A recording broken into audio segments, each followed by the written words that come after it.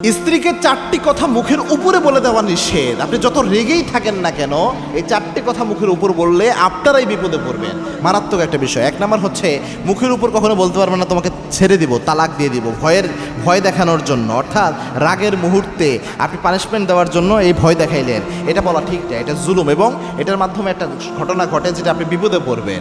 আল্লাহর হাবিব জানিয়েছেন, বুখারীর বর্ণনা, ইবলিস শয়তান তার আসনকে সমুদ্রের উপর বসায় খোঁজ নাই আজকে কোন দুষ্ট যিনি কি অপরাধ করলি। কেউ এসে বলে অমুককে দিয়ে আজকে জেনা করালাম, কেউ বলে মিথ্যা কথা বলালাম, কেউ বলে হত্যা করালাম, কেউ বলে সুদ খাওয়ালাম। কোনোটাই ইবলিস শয়তান এত খুশি হয় না যেই দুষ্ট যিনি এসে বলতে পারে স্বামী স্ত্রীর সম্পর্ক নষ্ট করিয়ে দিলাম, তালাক ঘটাইয়া দিলাম। ইবলিস শয়তান সবচেয়ে খুশি হয়ে তাকে পুরস্কার দেয়, তারা পুরস্কার দিয়ে দেয়। এজন্য আপনি যখন রাগ করে মুখের উপর বলেন তোমার তালাক দিয়ে দিব, ইবলিস শয়তানের যত চেলা চামুন্ডা আছে দুষ্ট জিনরা দৌড়ানো শুরু করে ওই ঘরের দিকে, যে এইখানে একটা সুযোগ হতে পারে। এই জন্য কোনো না কোনো ক্ষতি তারা করবে।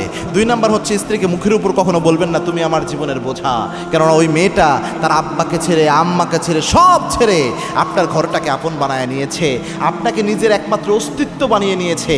এই মেয়েটাকে কখনো বোঝা বলবেন না, সে নিজেকে অস্তিত্বহীন মনে করে, এটা তার উপর জুলুম হয়ে যায়। 3 নাম্বার, তার চেহারা নিয়ে কখনো খোঁটা দিবেন না। রাসূলের এক স্ত্রী একবার আরেক স্ত্রীর চেহারা নিয়ে একটু খোঁটা দিয়েছিল। আল্লাহর হাবিব বলেছিলেন যে এই কথাটা যদি সমুদ্রে ফেলে দিই, এই সমুদ্রের পানি সব কালো হয়ে যাবে, এমন জঘন্য একটা কথা তুমি বলে ফেলেছ। 4 নাম্বার হচ্ছে, তার পরিবারকে, তার আব্বা আম্মা এদেরকে তুচ্ছ তাচ্ছিল্য বা অনেক গালমন্দ আপনি করছেন, এটা যেন না হয়। আল্লাহ আমাদের সকলকে আমলগুলো করার তৌফিক দান করুন। আল্লাহুম্মা আমিন।